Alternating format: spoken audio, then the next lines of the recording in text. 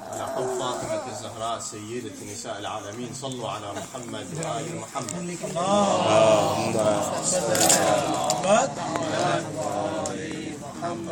تعجيل فرج الإمام صاحب العصر والزمان. صلوا على محمد وآل محمد. اللهم صل على محمد. سورة الفاتحة.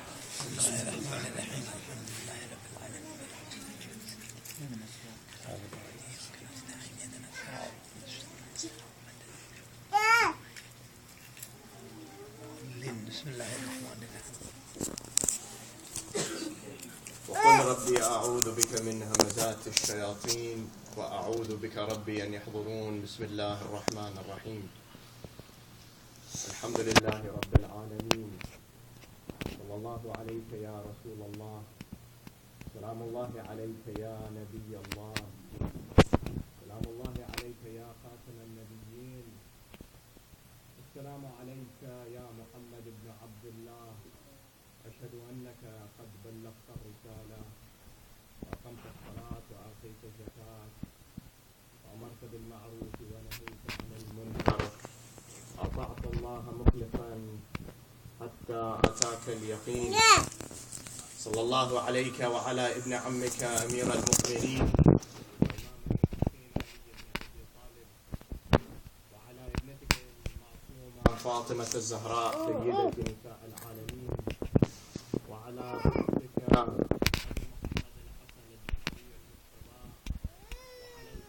الشهيد العقيلة زينب الكبرى.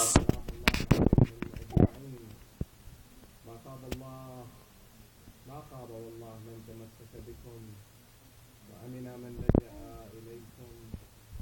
يا ليتنا كنا معكم نفوز فوزا.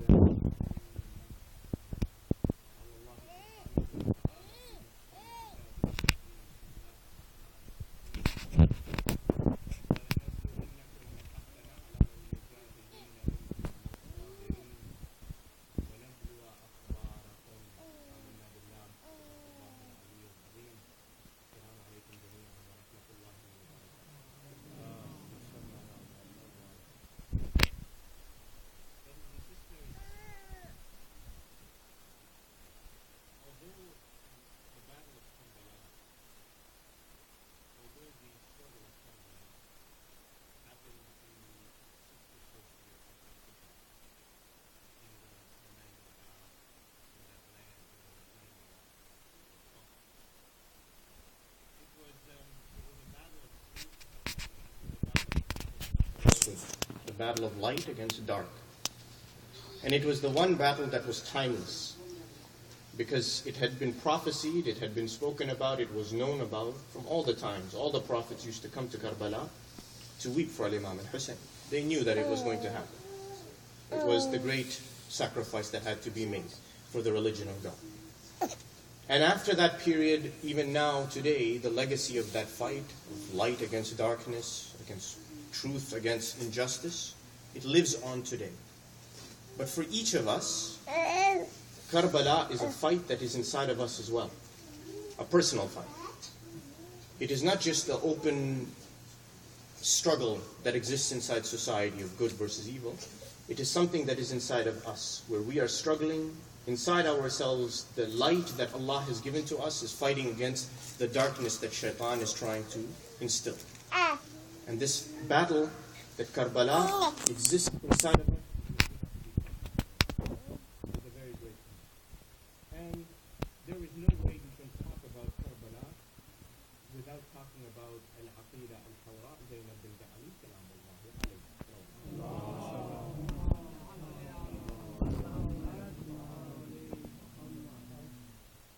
And if one thing Karbala has taught you, specifically if you are, and this is the birthday, it's the Milad of Sayyida Zainab. But it is very hard to make a celebration about Sayyida Zainab, because her life was such. Even the life of her brother Imam al-Hussein was one in which he was with his mother for a longer period, even though it was maybe 3 years. But her life was filled with difficulties from the beginning. And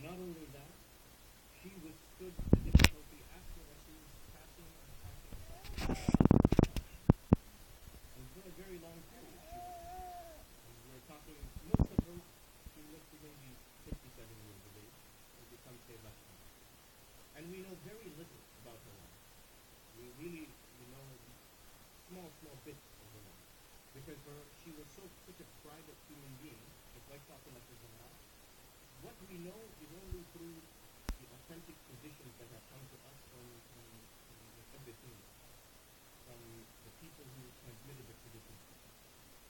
And what we learn from the legacy of the Sayyida Zainab is that the Battle of Karbala was about each human being's duty. We all have a duty. And how do we create duty? I have a duty in my life. I wake up in the morning, I have a schedule for myself, I get up. I have to feed myself, isn't it? If I don't feed myself, honestly, I cannot move. And if I don't have that, consider me at already 50% of that's for me, that's pretty bad. Now, I have to feed myself, I have a duty to myself. Now, along with that, I must feed my children, I must go to work, I have duties. And those duties are based on priority. Right? So there are certain things that have high priority, something that have lesser priority in life, isn't it? Everything has a priority to it. Based on that, you rank it. Now, if I get up in the morning, the first thing on my mind should be salat. Why? Because there's no greater priority than Allah subhanahu wa ta'ala. Prayer. Once I had done that, fulfilled that duty, the next priority on the list must come. Now let's say I'm going to work. Right? Let's say I'm going to work.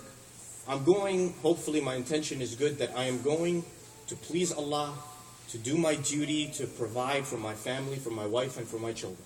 As I am walking to work, let's take an example. I'm walking to work, and I come to the street, and I'm about to cross the street, and I see there's a blind man standing on the side of the street. And he is about to cross the street. He cannot see. He's going to walk into traffic. And he's going to get hit by a car. Now I have a duty to go to work, to earn a living, halal living, to take care of my wife and my children and do what I'm supposed to do. But at this point, there is a duty to help this blind man, isn't it? You have to reassess your duties. This man, if you do not take care of him, he will walk into traffic, get hit by a car. If I don't do it, he may die.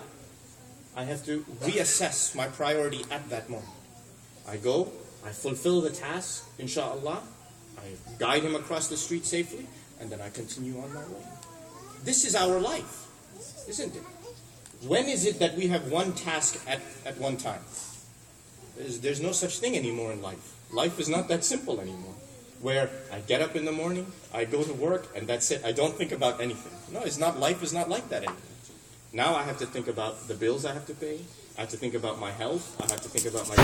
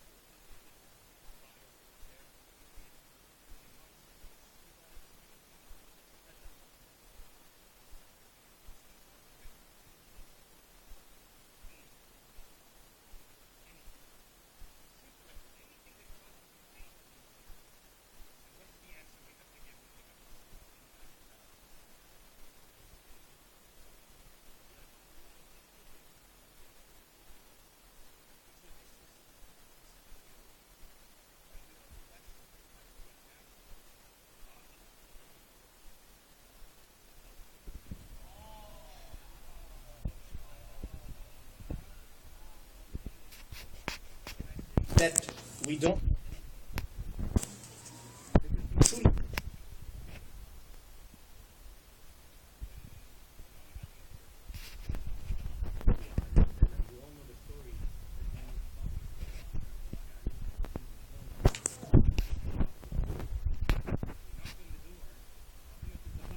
Says, who is it? The blind man says, I'm a blind man of Medina, I need some support. Sayyidah Fatima, she opened the door, but she hid behind the door. She hid behind the door, and from on top of the door, the side, she gave him a pouch full of money. When Rasulullah sallallahu alayhi wa alihi wa sallam asked her, he says, my daughter, why did you hide behind the door? He's blind, he cannot see you. She says, but I can see him. If I stood in front of the door, I would have seen him. See, he's a blind man, he cannot even see her. But it is showing the position that these people had. And we are not like them and they are not like us. And so you imagine who Al-Aqila Zainab al-Kubra was. It is described once that Amir al-Mu'mineen Ali ibn Abi Talib alayhi salam was in his home. And somebody, without announcing, without knocking on the door, walked into the room. He came into the house of Amir al-Mu'mineen Ali ibn Abi Talib. Without announcing, Amir al-Mu'mineen was sitting there. He had a young girl sitting in his lap. She had come into the room. She was going to ask her father something. She was a young girl. Going to ask Imam Ali something. The man came in. He looked at the girl. He saw the girl. They describe in history, Abbas al-Qummi describes this. He sees the face of light. And he became mesmerized. As soon as the little girl noticed that the stranger's eyes were upon her, she quickly got up, ran inside the room. Quickly got up, ran inside the room. Now this man, in his very crude manner, he says, Ya Ali, who is this little girl who is there? She is mesmerizing.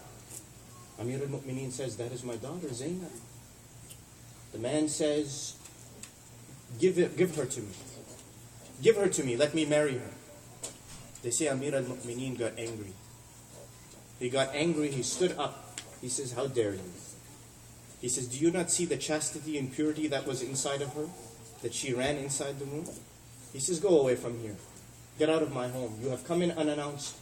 They say, the man began to threaten Amir al-Mu'mineen. Now look at the father of Zainab al-Kubra. You want to know the personality of Zainab al-Kubra? Salamullahi alayha. Look at who her father was, who her mother was, who her grandfather was, who her grandmother was, who they were, who her brothers were.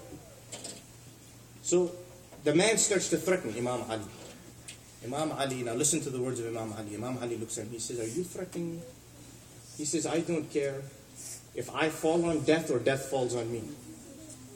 He says, I don't care, I am not afraid if death falls on me or if I fall on death. Say whatever you want to say. This is Zainab al-Kubra. Now imagine this personality who has to be in the courtyard of Yazid. Has to be in the courtyard of Ubaydullah ibn Ziyad. La'natullahi alayhima. These two individuals. Even then, we talk about priority. We talk about duty. The greatest duty is to Allah subhanahu wa ta'ala. Now, again, let me give an example. I am home. My wife has asked me to wash some dishes. I know she's going to hate me for